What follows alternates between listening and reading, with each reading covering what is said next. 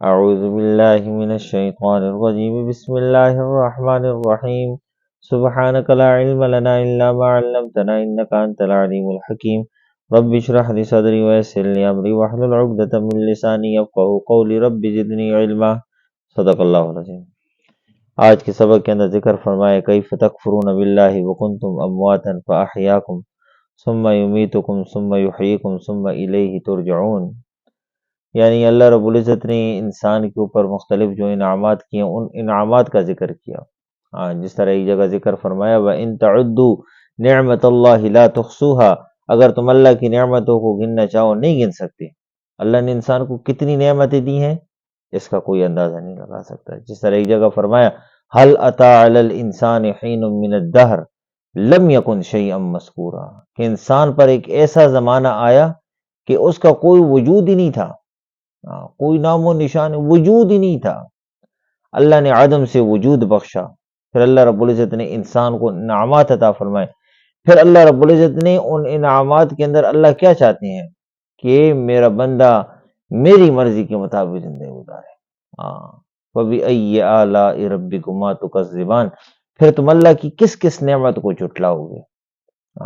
اللہ نے انسان کو کیا کیا نعمتیں عطا فرمائی ہیں، اس لیے فرمایا نا وَفِي أَنفُسِكُمْ أَفَلَا تُبْصِرُونَ، تم اپنی جانوں کے اندر دیکھو اللہ نے تمہیں کون کون سی نعمت عطا فرمائی۔ اللہ نے آنکھوں کی نعمت عطا فرمائی دیکھنے کے لیے، زبان کی نعمت عطا فرمائی ہے چکھنے کے لیے، بات کرنے کے لیے، دانتوں کی نعمت عطا فرمائی ہے چبانے کے لیے، معدے کی نعمت عطا فرمائی ہے ہضم کرنے کے لیے، اس طرح ہاتھوں کی نعمت عطا فرمائی ہے پکڑنے کے لیے، پاؤں کو نعمت عطا فرمائی چلنے کے لیے، دماغ کی نعمت عطا فرمائی ہے سوچنے کے لیے، دل کی نعمت عطا فرمائی ہے دھڑکنے کے لیے۔ انسان کو یہ وجود اللہ نے بخشا ہے، اللہ نے انسان کو یہ وجود بخشا ہے، اس لیے فرمایا وفی انفسکم افلا تبصرون، تم اپنی جانوں کے اندر دیکھو اللہ نے تمہیں کون کون سی نعمت عطا فرمائی۔ فبأي آلاء ربكما تكذبان، پھر تم اللہ کی کس کس نعمت کو جھٹلاؤ گے۔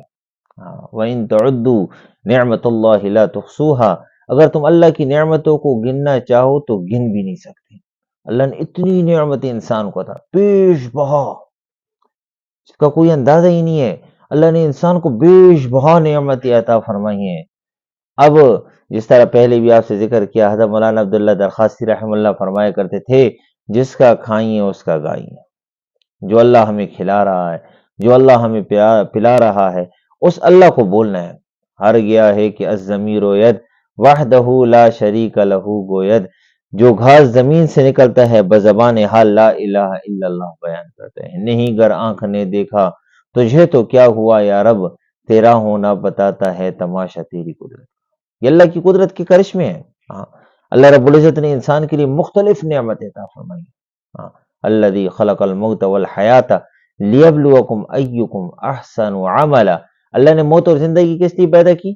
تاکہ اس میں تمہارا امتحان لے، تم میں سے کون اچھا عمل کرتے ہیں۔ یہ امتحان کے لیے دنیا کے اندر جو بھی آیا نا وہ امتحان کے اندر مبتلا ہے۔ ہر بندہ امیر ہے تو اپنی امیری کے اندر امتحان میں ہے، غریب ہے تو اپنی غربت کے اندر امتحان میں ہے، صحت والا ہے تو اپنی صحت کے اندر امتحان میں ہے، اگر بیمار ہے تو اپنی بیماری کے اندر امتحان میں ہے، فقیر ہے تو اپنے فقر کے اندر امتحان میں ہے، اگر بادشاہ ہے تو اپنی بادشاہت کے اندر امتحان میں ہے۔ ہر بندہ بڑا چھوٹا مرد عورت بچے سارے امتحان کے اندر مبتلا ہے۔ ہر بندہ کسی نہ کسی درجے میں امتحان کے اندر مبتلا ہے۔ اب امتحان کیا ہے کہ اللہ نے جو نعمت عطا فرمائی ہیں ثم لتسألن یومئذ عن النعیم، ان نعمتوں کے بارے میں اللہ پوچھے گا۔ جس طرح آپ صلی اللہ علیہ وسلم کی ایک حدیث مبارکہ کے اندر ہے، فرمایا کہ آدمی کے دونوں قدم لا تزال قدماہ، آدمی کے دونوں قدم اپنی جگہ سے اس وقت تک نہیں ہل سکیں گے قیامت والے دن جب تک کہ چار سوال نہ کر لے۔ عن عمری کا، عمر کے بارے میں پوچھے گا کہاں گزاری۔ عن شبابی کا، شباب یعنی جوانی کے بارے میں پوچھا جائے گا کہاں خرچ کی۔ مال کے بارے میں پوچھا جائے گا کہاں سے کمایا کہاں خرچ کیا۔ اپنے علم کے بارے میں پوچھا جائے گا اپنے علم پر کتنا عمل کیا۔ اب علم سے یہ مراد نہیں ہے کہ 8 سال مدرسے کے اندر پڑھا کہ نہیں پڑھا، بلکہ علم سے یہ مراد ہے کہ جتنی تمہیں معلومات تھی دین کے بارے میں، جتنی معلومات تھی ان معلومات کے مطابق کتنی معمولات کے اندر تمہاری جو معلومات تھیں وہ معمولات کے اندر آ جائیں، اس پر کتنا عمل کیا۔ جو علم کے اندر بات تھی اس پر عمل کتنا کیا، اس کے بارے میں پوچھا جائے گا۔ تو اللہ رب العزت نے یہ نعمتیں عطا فرمائی ہیں، ان نعمتوں کے بارے میں اللہ پوچھے گا۔ ہاں، اس لیے فرمایا نا کیف تکفرون، کس طرح کافر ہوتے ہو، یعنی اللہ کی ناشکری کیوں کرتے ہو، ہاں، کس وجہ سے اللہ کی ناشکری کرتے ہو۔ ہاں، جس طرح ایک جگہ ذکر فرمایا نا کہ اللہ رب العزت ایک بستی کا حال بیان کرتا ہے، ہاں، کانت آمینتن، امن والی تھی، مطمئنتن، کہ ان کو کسی قسم کی کوئی پریشانی نہیں تھی، یاتیہا رزقہا رغدا من کل مکان، ہر طرف سے رزق کی فراوانیاں تھیں ان کے لیے، فکفرت بانعم اللہ، اللہ کی نعمتوں کی ناشکری کی، فاذاقها اللہ لباس الجوع والخوف بما كانوا يصنعون، اللہ نے خوف اور بھوک کا لباس اوڑھ دیا ان کے اوپر۔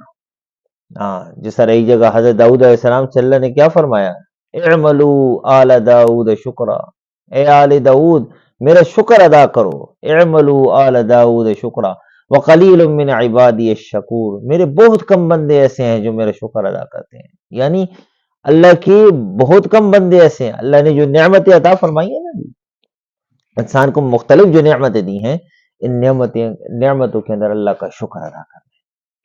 شکر ایک تو ہے زبان سے اللہ کا شکر، یا اللہ تیرا شکر ہے، الحمدللہ، یا اللہ تیرا شکر ہے۔ ایک ہے اپنے بدن کو صحیح طریقے سے استعمال کرنا، یہ بھی اللہ کا شکر ہے، ہماری آنکھ صحیح استعمال ہو، ہمارے کان صحیح استعمال ہو، ہماری زبان صحیح استعمال ہو، ہمارے ہاتھ صحیح استعمال ہو، پیٹ کے اندر صحیح لقمہ جائے، ہمارے پاؤں صحیح استعمال ہو، دل دماغ صحیح استعمال ہو، یہ اللہ کا شکر ہے۔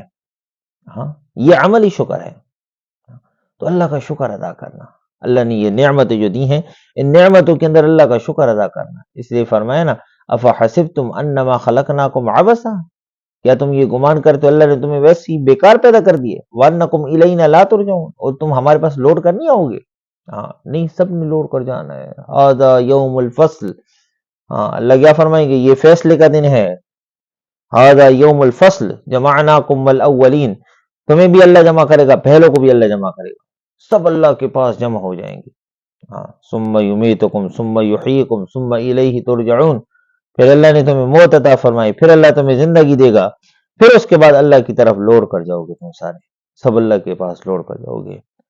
کس اللہ کے پاس؟ هو الذی خلق لکم ما فی الارض جمیعا، وہی اللہ جس نے تمہارے واسطے جو کچھ ہے زمین میں پیدا کیا، ہاں، ثم استوى الی السماء فسواہن سبع سماوات، پھر 7 آسمان اللہ نے بنائے، ہاں، وَهُوَ بِكُلِّ شَيْءٍ عَلِيمٌ، اور اللہ ہر چیز کا جانے، یعنی یہ جو جتنی بھی چیزیں ہیں نا، جتنی بھی نعمتیں ہیں کائنات کی، جتنی بھی چیزیں ہیں، جتنی بھی نعمتیں ہیں، اللہ نے اپنے بندے کے لیے پیدا کی ہیں۔ کس کے لیے پیدا کی ہیں؟ اللہ نے اپنے بندے کے لیے پیدا کی ہیں۔ جس طرح ایک حدیث پاک کے اندر آتا ہے، فرمایا اللہ رب العزت نے، حدیث قدسی ہے، فرمایا میرے بندے کائنات کی ساری نعمتیں میں نے تیرے لیے پیدا کی، ساری چیزیں میں نے، حدیث قدسی کا مفہوم ہے کہ میں نے ساری چیزیں، ساری نعمتیں میں نے تیرے لیے پیدا کی، وَخَلَقْتُكَ لِأَجَلِي، اور میں نے تجھے اپنے لیے پیدا کیا۔